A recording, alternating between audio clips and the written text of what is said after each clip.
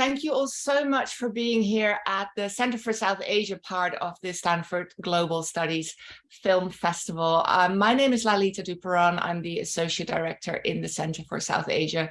And I would like to start with a land acknowledgement, which is that we recognize that Stanford is an occupier of the ancestral and unceded land of the Muwekma Ohlone tribe. We are grateful to be guests on this land and commit to solidarity with Indigenous struggles.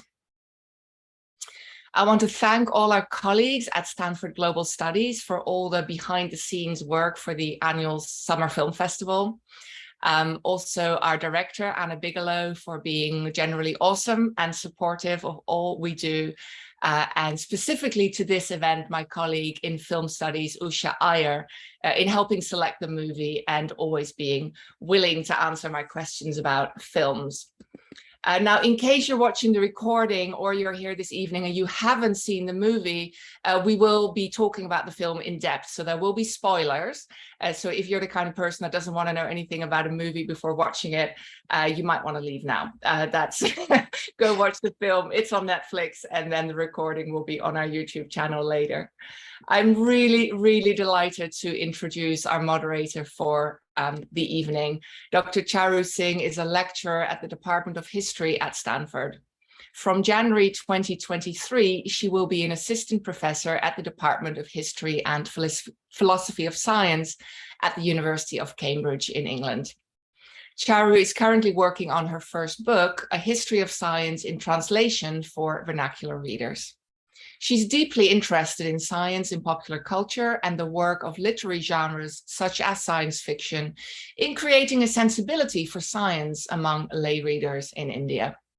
She has written about these themes in an article on Hindi science fiction in the early 20th century, which is available open access, and we're going to link to it in the chat. So if you're interested in that, you can click on that and read it later.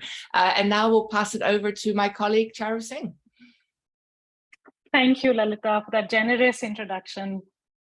I also want to thank Stanford Global Studies and the Center for South Asia for this invitation.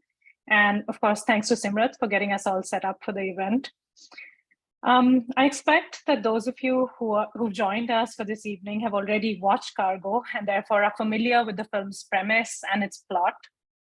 I also expect that many of you have enjoyed watching it and that it has already made you think about a number of important themes. Some of you may have felt moved to think about what happens when we die, what happens to our memories in the afterlife, and what ultimately is the meaning of our lives. These are only some of the poignant questions that Cargo raises and invites us to think about.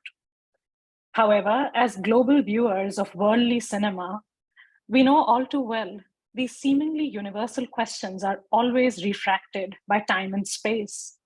Their answers are grounded in particular histories and societies. In Cargo, the writer and director, Arati Kadav, presents us with a view of death and the afterlife, and a story of the coming into herself of the young female astronaut in the space age from India set only a few years into the future from now. The events of Cargo take place in the year 2027, and the primary scene of action is the spaceship. Kadav's sci-fi imaginary in this film draws on multiple sources of inspiration. She turns to Hindu mythology for her choice of Homo Rakshasas, described here as the descendants of the mythical demons. The imagery of space and the spaceship is reminiscent of a long-standing tradition of space-age films in the West from the middle of the 20th century. And to note another important inspiration, there's more than a nod here to the 1998 Japanese film Afterlife, which deals with similar themes, with the important exception that in that film, the deceased can carry one significant memory from their past lives into their following lives. Sci-fi is a genre atypical of Indian cinema. When global audiences think of Indian cinema generally and Bollywood in particular, what comes to mind are either the artly films of Satyajit Ray or the opulent romances of Sanjay Leela Bhansali. In her interviews after the release of Cargo, Arati Kadab noted that she'd found it challenging to find Bollywood producers who were willing to finance a science fiction film. We might, in our conversation, in our Q&A, talk more about the possibilities of science fiction as a genre in different spaces. But for now, let me just highlight that often the quote-unquote absence of sci-fi in Indian film and fiction is seen as precisely that, as an absence or a lack, or as something that needs to be lamented. I want to suggest that perhaps we can reformulate this question and this approach of coming at sci-fi. Maybe we can instead start asking, when does science fiction emerge as a genre? Does it emerge in literature first and then in film? When does it emerge in different parts of the world and even in different languages within the same region?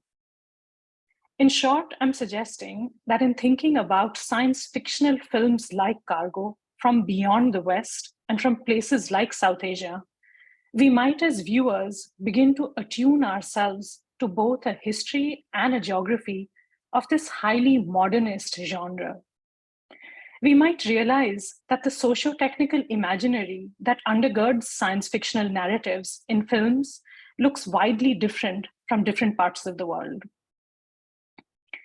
Related to this socio-historical approach to viewing and reading for science fiction, I suggest that we can also begin to ask, what are the social, political, and economic implications of the emergence of this genre in different literary and visual cultures across the world?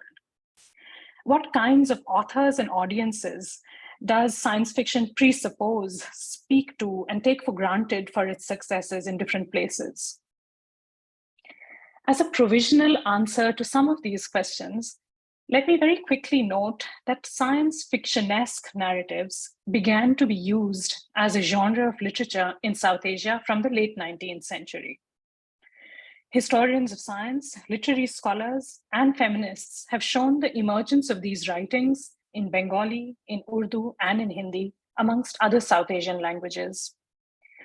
Early practitioners of the genre included prominent figures like Ruqayya Sakhawat Hussain, whose feminist utopia, Sultana's Dream, is widely read and known. Recent scholarship has also shown that the physicist, plant physiologist, and instrument designer Jagdish Chandra Bose too dabbled in some early science fictional writings. As more such work is done, scholars will be better placed to understand if there is a science fictional imaginary that is distinctive to the region of South Asia that we can identify. And of course, I've only been speaking of literary fiction. There remains ahead of us the crucial work of relating fiction and film about considering the different media through which science fictional imaginaries in South Asia are recast and reproduced. That was as a short introduction to how we might come at a science fictional film like Cargo, but with a socio-historical lens that is used by literary scholars, by historians of science, and by feminist science studies scholars. Let me now very quickly turn to a few questions before we turn to a discussion of Cargo itself. I want to highlight 2 or 3 aspects of the film that stood out to me among several important themes. We might call these the social and scientific imaginary at work in Cargo, the conditions that underpin how, as readers and viewers, we read and see science fiction to think about our own worlds, about our own contemporary political, economic, social present. My comments are merely points of entry for the discussion, so please do take these as invitations to pose your own questions and to draw out themes that excited you about the film. Please use the Q&A function down below and start posting your questions, and Lalita and I will pick on them as we talk further. So among themes that stood out for me, first, I want to note the inversion of sociology, the sociology of death work in the film. The protagonists of Arati Kadab's films are not humans, but Rakshasas. So the question I had to wrestle with while watching the film was, who do the Rakshasas represent? If in some ways film and fiction are representations of social reality, and there is a complex relationship between film fiction and the social, then who is it that the Rakshasas represent? Who do they represent in Hindu mythology? Who do they represent in contemporary Indian society? and of course then in the film. So in the film, the veteran astronaut Prahastha and his young ingenue Yuvishka are both Rakshasas. Unlike mythic demons who could be dangerous, the Rakshasas in the films look no different from humans. They look the same, actually. In fact, they have access to special powers, which they then use to help and even to cure humans, dead humans. In drawing attention to this inversion, I'm also drawing attention to the caste-based division of death work in Indian society, where it falls upon members of disprivileged castes to carry out the ritually polluting work of death. In the film, the work of death is instead performed by the astronaut, who's also a Rakshasa. And the Rakshas astronaut has high status, he's highly skilled, and is probably well paid. His retirement is assured for. There is a troubled social inversion here, which I think we as viewers also need to be troubled by, and to think more carefully about which social groups are being invoked, whose labor is being invoked in this particular science fictional setting. Next, I want to draw attention to the gendering of the characters and the division of intellectual and affective labor between the male veteran and the female ingenue aboard the spaceship. The spaceship is Prahastha's domain, where he sets the rules, he decides what is morally right and morally wrong. We will all remember the yellow watch that Yuvishka is forced to let go of. Yuvishka's healing role, her powers, may eventually win over Prahastha, but when there is an angry, malevolent visitor on board the spaceship, she still needs to be protected by her male counterpart. When her healing powers appear to be exhausted and it appears that she will have to return to Earth and leave this job, her indignant mother can call her and offer to get her a job at any hospital of her choosing. So here too, some social roles and social privileges amongst middle class, upper to middle class groups in Indian society are easily reproduced in the film. And again, this is something that I think we need to, as viewers, think about whose science fictional imaginary is being reproduced in this particular film. And lastly, let me just briefly point to the significance of the desire to be remembered, to not be forgotten, and perhaps even the desire to be very famous, which drives our young female astronaut in her quests, which lead from this small village where one day on her birthday, she sees the whole program being launched, the spaceships being launched. And again, there's a social ideology that drives her quest, which is also perhaps worth reflecting upon amongst us viewers. So I'll pause here and return to Lalita, and then we can take forward this conversation with all of your questions. Thank you. Thank you so much. So I would just like to encourage the audience, please put any questions you have in the Q&A. The chat is also open, so you can write comments there. But if you want to write a particular question, then please put that in the Q&A and we'll pose the questions as we go along. Now, I do understand some questions came in before through email, so maybe we can get to those. And then I have some questions, but let's get to those first, and then I will jump in after that. You are muted.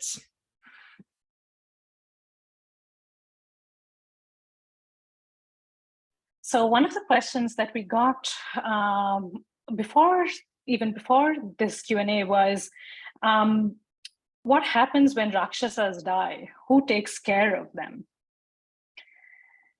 I think it's a really good question. And one of the things that, I don't know, Lalita, how you read it, but to me in the film, we know that Rakshasas age and retire, even though they continue to look young. They're replaced by new Rakshasas.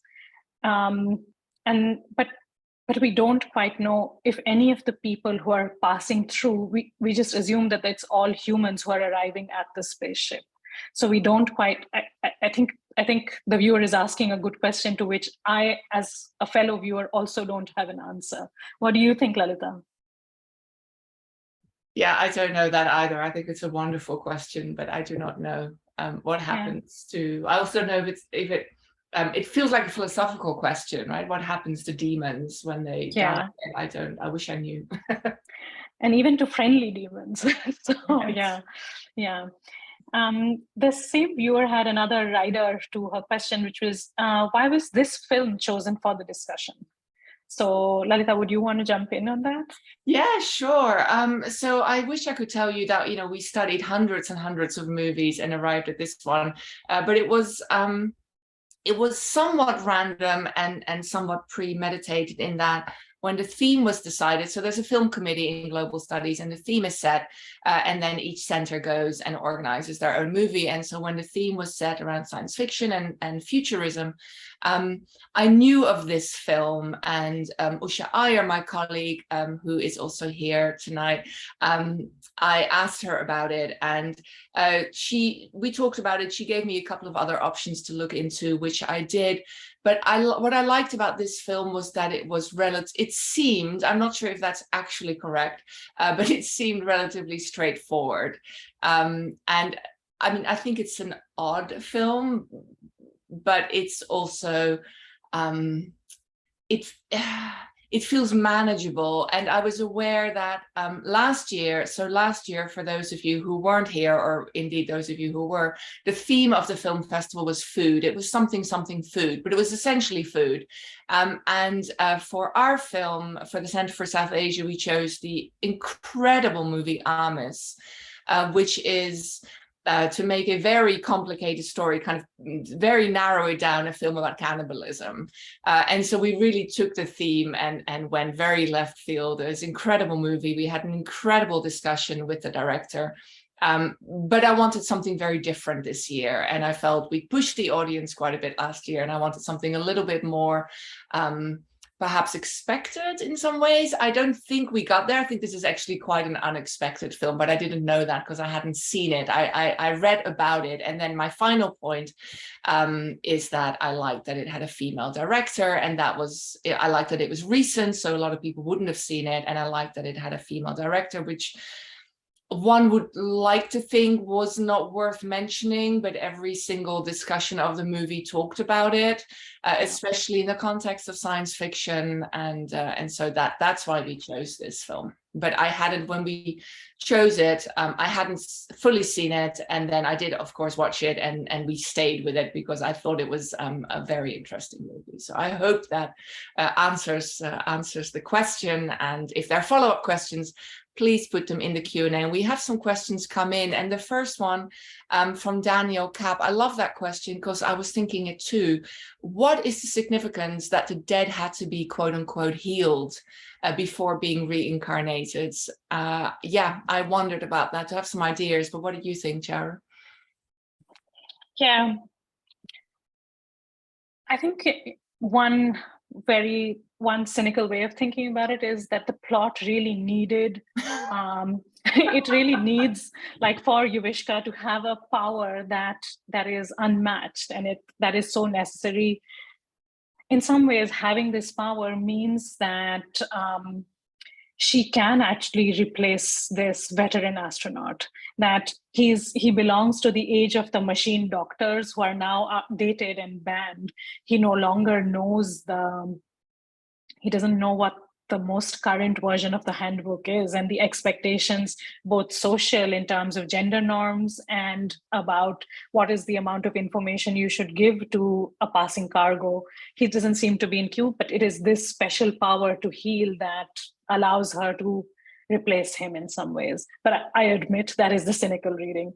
Daniel, you've asked a great question, and I think we're as curious about it.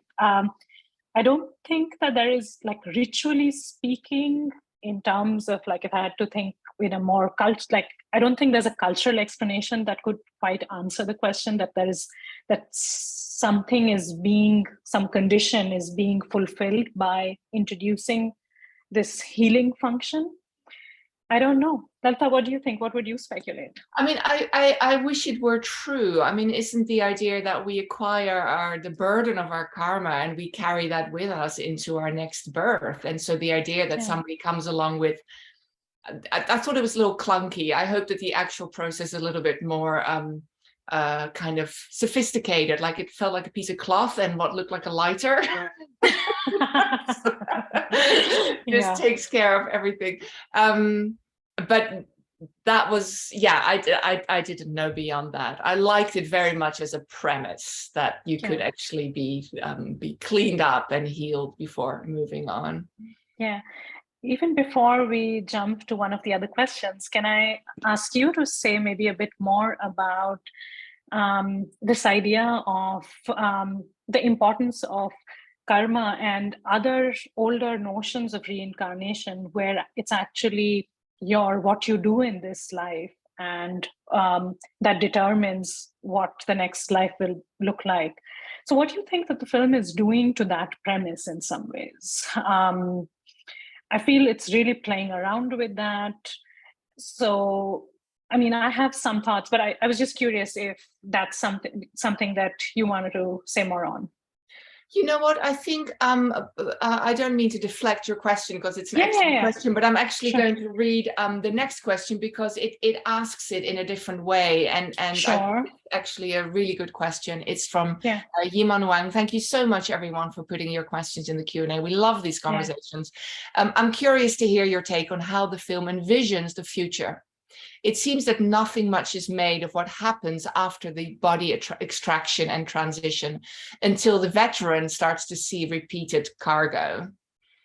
It seems that there isn't much of a future except just repetition, and repetition only as humans. What about other life forms in reincarnation? It's such a great question. I felt that too. I mean, surely the point of if the point of reincarnation, if the notion is that you cleanse yourself of the physical burden of karma until moksha is attained, until there is no more reincarnation, then it would feel relevant what happens after your cargo. But that's not what the film is about at all, and there's no reference to it. I don't know there's anything by which we can kind of guess what's happening next, other than that the same people keep coming back and back, or the same souls, I guess. And is cargo then, is cargo in the soul, is it the same thing? Is that what it is? Yeah, I think it's a great, I think Iman's question really hits the nail on the head in terms of something that troubles us as viewers about the film, right? Because one thing I felt in the film was we have bodies and we have memories, but actually there's no talk of the soul. There's no notion of Atma or Atman at all that drives the film at all. And I wondered if this was the film making death secular, like if that was an attempt that it was trying to make. Because I feel like it's actually some of the cargos who also show how they're troubled with this. So the one that I'm thinking of particularly is the dead man who's stabbed in the back and who starts recounting his troubled relationship with his brother. And one way that he narrates his life story is how he did everything right? He says that from his childhood, he did everything right. And then he's troubled by, like, he asks both the Rakshasas who are waiting on him, whether his brother too, who has done nothing right, who's only done wrong, will also come here.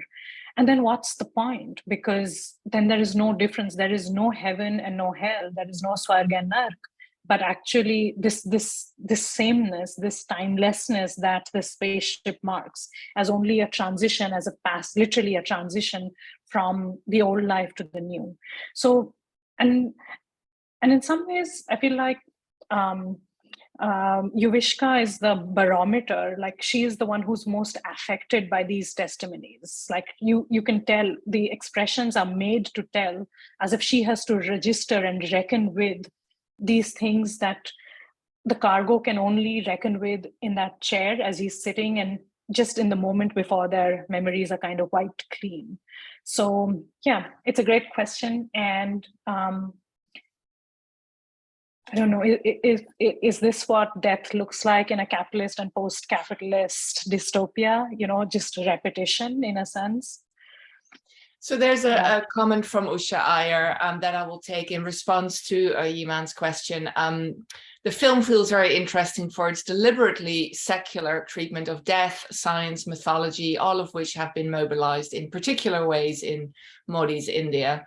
And I think we can say a lot about that, but let's say a lot about that. If you want to take it on, Charu.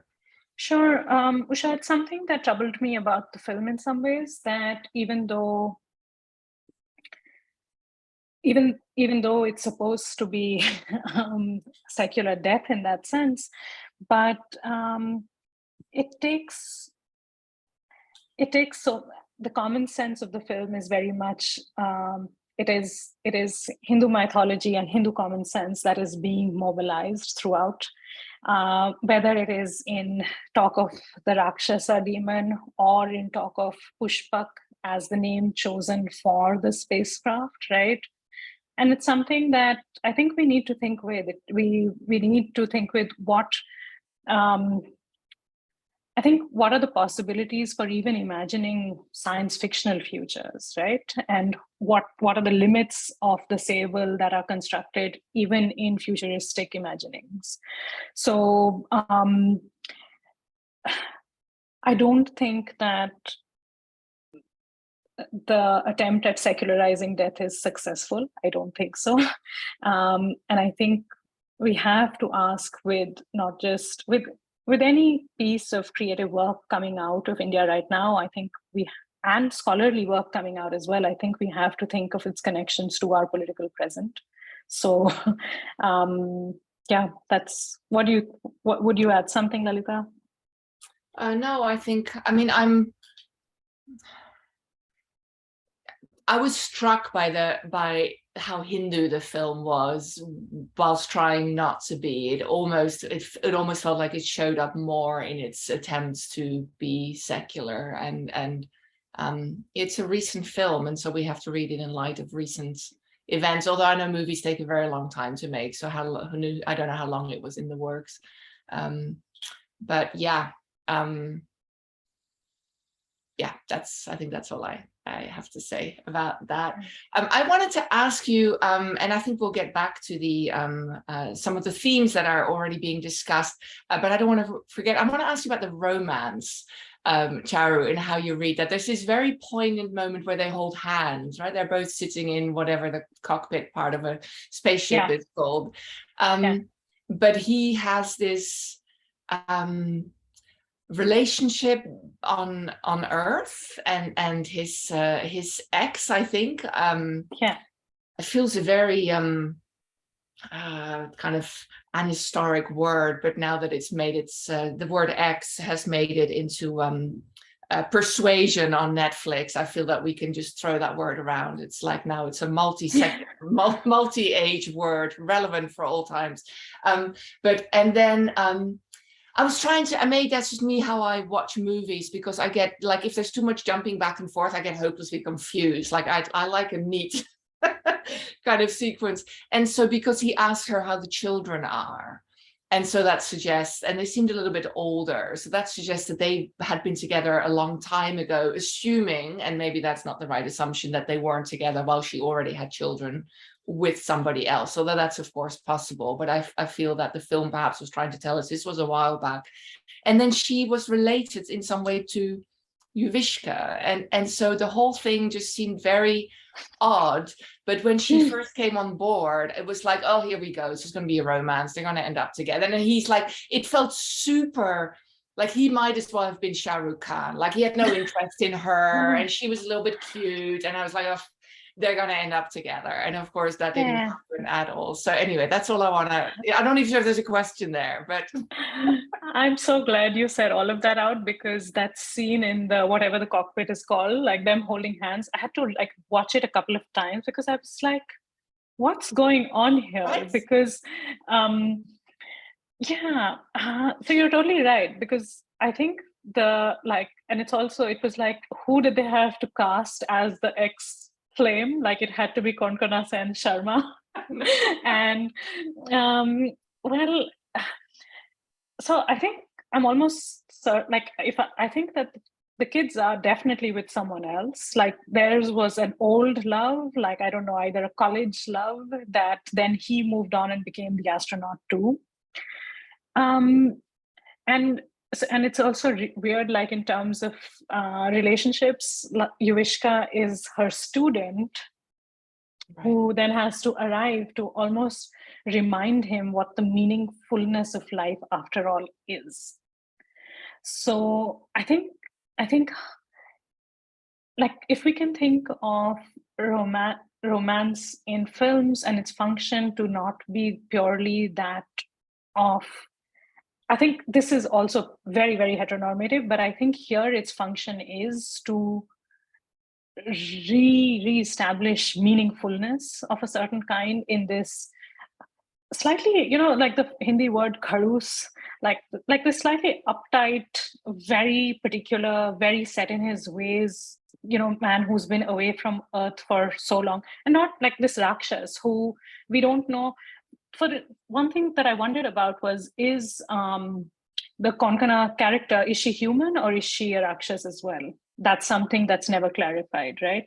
So I feel like there is a triangle here, and I think there is, like, that's quite potent and it's quite deliberate. But the function of romance in this film is to, like, if the film asks, there's this monologue that she records, that Yuvishka records at some point in the middle of the film, where she's posting on the log and she's saying that if we all have these stories, but then at the end of life, all of these stories come to an end, then what is the meaning of life? So I feel like that is the question of the film that is said out loud into the world for the audience as well. Mm. And then towards the end, I feel when he's kind of trying to reassure her, and he shows her that couple which has managed to find, to be together age after age, it seems. I think it's as if he has to arrive at that answer for himself in order to, in the process of showing it to her. So that was my read on romance in this particular film. But that's a super, I mean, this is kind of that goes back to the Stri Dharm of the wife passes first, right? Because if he dies first, then she hasn't taken proper care of him. And then she sits around waiting for him to turn up. And then they both reincarnate and become husband and wife again, where the same thing happens. And she can only, in that very traditional Hindu thinking, she can only get rid of her karma through him. Like, she can never be separated from her husband. And it's only by taking good care of him and him then losing his karma and reaching enlightenment that she will also reach enlightenment. But there's nothing else she can do in order to get there. And so even though the film seems secular and modern and all these things, that bothered me greatly, that bit, because it's so romantic. They're always finding each other again. But I'm like, I read that. I know these stories and I know what that's, for me, that's how I heard it. Yeah. It also bothered me that she says up to him, like when she's talking at that, and she says, up, I will find you. So it is a kind of like slightly, the hierarchy there is clear in some ways. So and I noticed that when she first gets to the ship, she calls him sir, and he talks down to her in the many different ways that Hindi allows that, and perhaps is not always clear in translation. And then I just wasn't sure if I just think everybody looks young at this point, or if the casting wasn't super, because he felt like 2 years older than her. And I think the idea is that he's really the next generation up kind of thing. He's a teacher to her, but I didn't really see that. Age and time are very hard in that, like they're hard to tell in the film. So maybe that's part of the film. Yiman is adding to their previous comment, and thank you for that. So this is about the couple that keep finding each other. The female indigenous power of healing is also magically restored. But the tech part is interestingly low tech, like the monitor display and the little device that receives the death list. Yeah. So how did you feel? I mean, as somebody who works with science, Charu, it was weirdly unscientific, and I can't imagine that was anything other than by design, that there was a message there. What do you think? Lalita, I also want to take this chance to rope in a question from Karen and Ted that came to us earlier. Okay, because it speaks exactly to this point, because they had also noted, they said that they weren't impressed with the glitzy special effects, but perhaps they also felt that the low techness was part of design, and they drew attention to the paper shredder that has to be turned by hand and the clipboards that show the body diagrams. And very evocatively, I think when the discarding waste, when the hatch opens and the debris falls out. So, and they asked if the audience was meant to draw some kind of symbolic inference from this chosen low techness of things. I think one, again, slightly pragmatic and more cynical take on it is, I think that actually, I'm curious if the film was partly self-funded and it is not a super high budget film. So it is like, we don't actually see that much happen in terms of like very high-tech special effects. Like things happen in that setting of the spaceship. So much of the action takes place there without it requiring more in terms of resources to be mobilized, I think. And I do wonder if the low techness is chosen. So that's one thesis I have. But the other more symbolic way of thinking about it is whether the tech moment that's chosen to be reproduced is really literally a 60s moment, like far more analog than digital. And rather than an answer, I think I had a question, which was that in the 1960s and 70s, when India is setting up its own space operations, what kind of tech imaginaries does it unleash in both fiction and film and music and just in creative expression? And why is it that in a film made in 2020, what has to be reproduced is actually a techness of 1960s, in a sense? What we might, like if we're watching a Western sci-fi film, maybe we might associate that kind of representation maybe from the 60s or 70s. So these are, Yiman and Karen and Ted, these are great questions, and I don't have a great answer, but here are some possible ways of thinking about it. Yeah. Thank you. Let's have a look. The discarded stuff is all sealed in Ziploc bags. Yeah, this is a great question around environmental pollution, whether there's a critique of environmental pollution. The discarded stuff is sealed in Ziploc bags. There's a close-up shot of the stuff floating in the universe. You just referred to that, Charu. The stuff will not decompose and will just clog the universe with endless deaths. Is this supposed to be some kind of critique of environmental pollution? Great question. And yeah, I just also, isn't that exactly what reincarnation is not meant to be? I don't know whether the film wants us to not believe in reincarnation or wants us to critique it in some way. I'm not sure about that. But what do you think about the environmental piece, Charu? Yeah, it's a great question, Iman. I'm tempted to say that the film is not thinking I don't know, I don't want to like presume this, but to me, it didn't feel like a film that's thinking environment. Like its science fictional imaginary is not necessarily ecological, is my sense. Like, but I don't know, I'm either missing cues, but I feel like at no other point did I feel, I mean, for example, in choosing this mode of transitioning from life, death, afterlife, as opposed to say cremation, right? Like there is no pause over why this is better. There's no reflection over why this mode of doing things is different from what used to be the case even before, any time before 2027. So it's just assumed that as both as Indian viewers, South Asian viewers, or as people somewhat cued into South Asia, we will imagine something else, or like why even burial is not preferable to this mode of doing things. So I feel, to me, it is a film that's thinking about death, memory, afterlife, but I'm not sure if it's thinking about ecology. So that would be I would hazard that. Yeah, I think that sounds about right.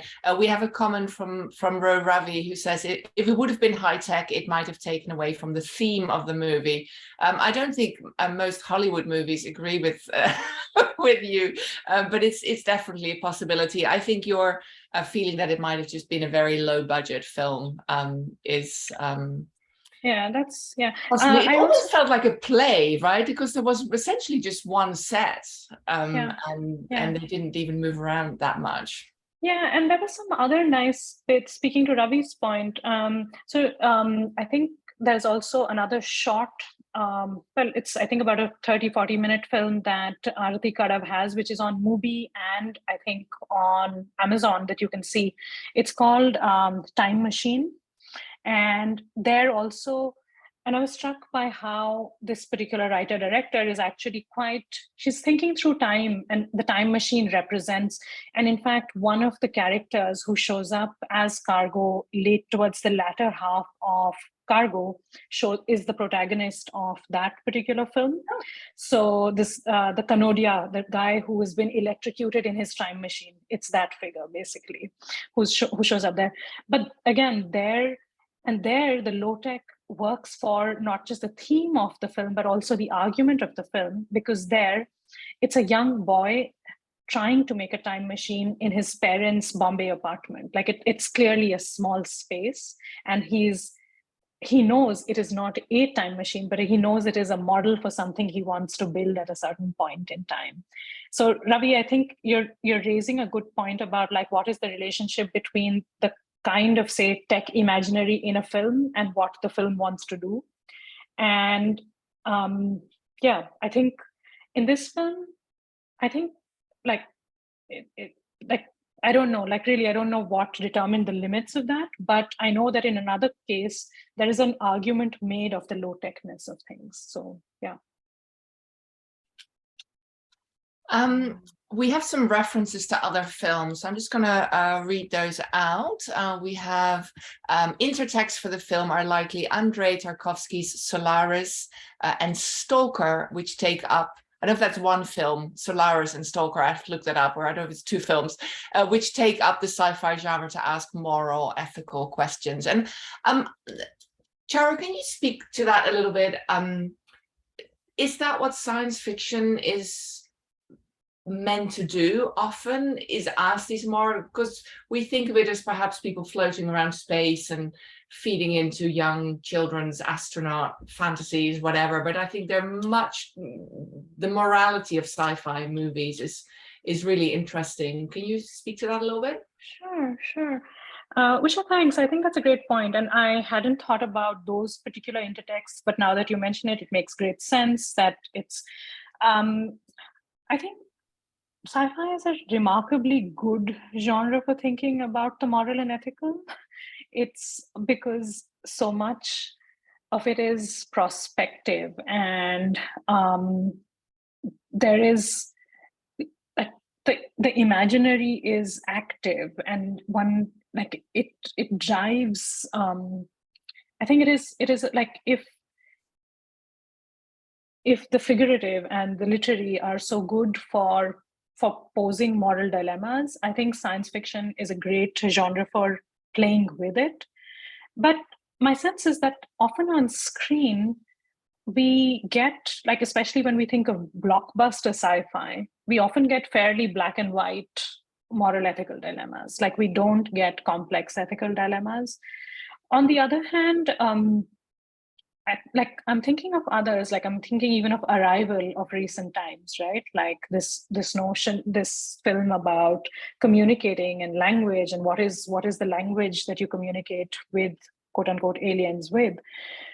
I think it's a great genre for thinking about the moral and ethical. And I think this film is doing it too. I think alongside the moral and ethical, another question maybe to place and another category to think with is what are the ideological fantasies that are embedded in science fiction at the same time that it tries to serve this moral, ethical purpose? And I've been trying to work out what the ideological fantasy embedded in this particular science fiction is. Whose present and future does it speak to? And I don't always get very comfortable answers from inside me about that. And I think that's what I was trying to draw attention to in my opening comments in some ways. To try and think of who does death work, where, what is the status attached to death work in different contexts? What happens when we take away something as important as caste, which defines death work so crucially in Indian society? What happens when we take it away in a science fiction entirely and don't even address it in any form? So yeah, sorry, just personal discomforts. Yeah. No, but those, yeah, no, I absolutely, and I think it's always great in these discussions just to hear, you know, what everybody's thoughts on that. So I appreciate you sharing your thoughts, because I think they either we can relate to them, or it's like, oh, I hadn't thought of that. So this is really wonderful. I really enjoyed the little vignettes, if that's the right word, where you see how people die, and it reminded me of this really fantastic TV show that must now be 20 years old, although it actually feels like it would still be super relevant, called 6 Feet Under.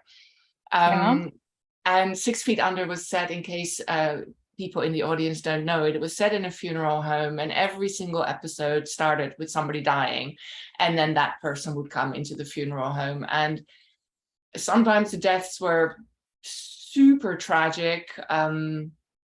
Sometimes they were hilarious. You know, you kind of laugh in spite of yourself, but you knew it was coming.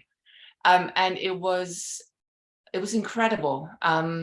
And I'm actually very tempted to go and watch that show again, because the movie reminded me of that. Like, you had these little bits in between where you knew, okay, somebody's about to die. I felt they could have, I mean, the man poking around the socket with his pen, predictability to another level. I felt they could have done a little bit more with that, because it was, I mean, it's when you're in a situation where there's no tension in terms of the plot. We know we're watching something where somebody's going to die. That's a given. And so then within that space, you can actually do a lot. And I felt they could have explored that a little bit more. And I was curious what you thought of that. Yeah, great point about another intertext that we hadn't thought of so far, which is 6 Feet Under. Like, it makes so much sense. And I'm fondly thinking back to days of watching streaming 6 Feet Under in my hostel room in JNU in New Delhi.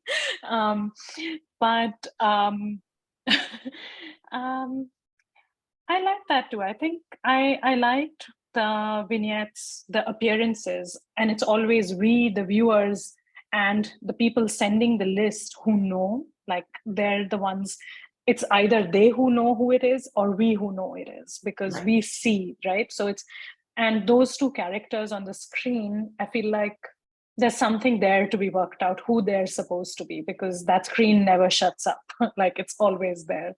Yeah, I think I felt like the stories were also meant to be, like, those vignettes I felt were also meant to be Yuvishka's education. They were meant to be like, from, again, the newcomer and the newbie who's gung-ho about being enthusiastic and doing it by the book. Like, you see her change with every new cargo, and who it is who arrives and what they arrive with.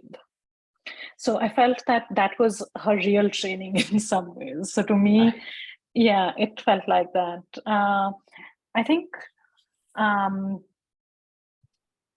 yeah, I think the guy who says that, who wishes he couldn't be Shah Rukh Khan in his next life, I think that one really, like, it stuck with me. Like, you know, the pain of having only been an extra on the set and who you want to be. So I thought of death and aspiration a lot in that moment. So yeah. Yeah, We're looking towards wrapping up. We have a few more comments here. So another reference, and I think perhaps it was in the movie, I'm not sure, a Solvent Green. I'm not sure if that's a reference that was in the movie, but anyway, that's an intertextual reference there. And then also we have a comparison with Kore Eda Hirokazu's Afterlife, which you mentioned earlier already. And then let's wrap up with this question about the Rakshasa. And you and I can just go to town speculating here, Charu, because we don't know. It's from Ravi. When the hero's term ends and he leaves, where did he go as a Rakshasa? Is he also transitioned? So we can just guess at that.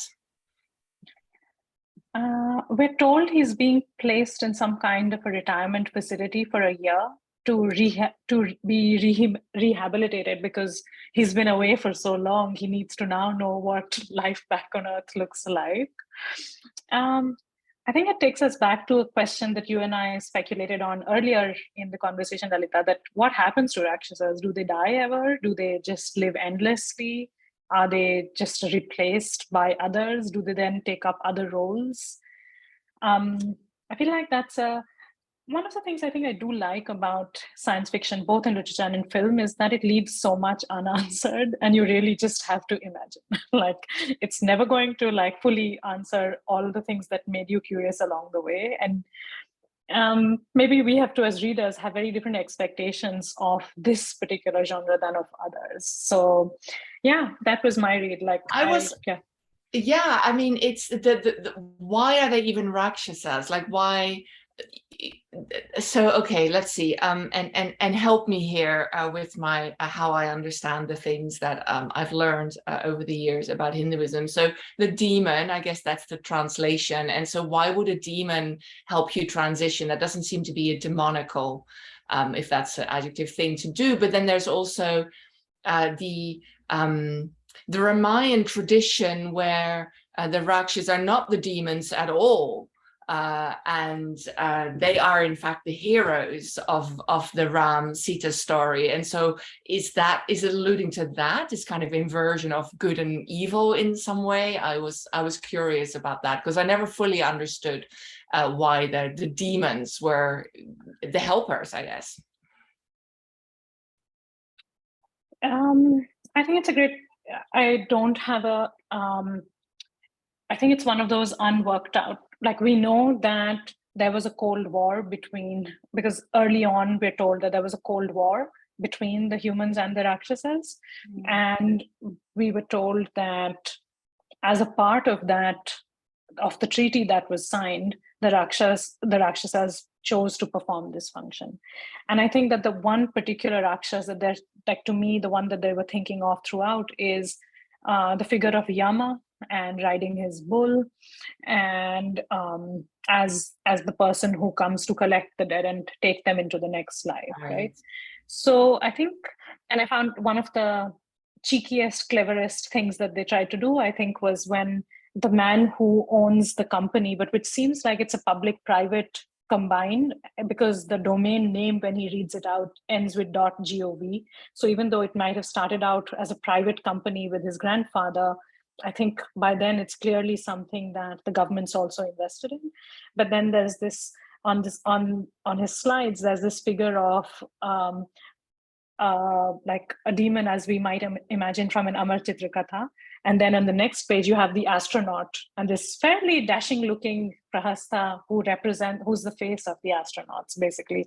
So that quick makeover. Right. Yeah.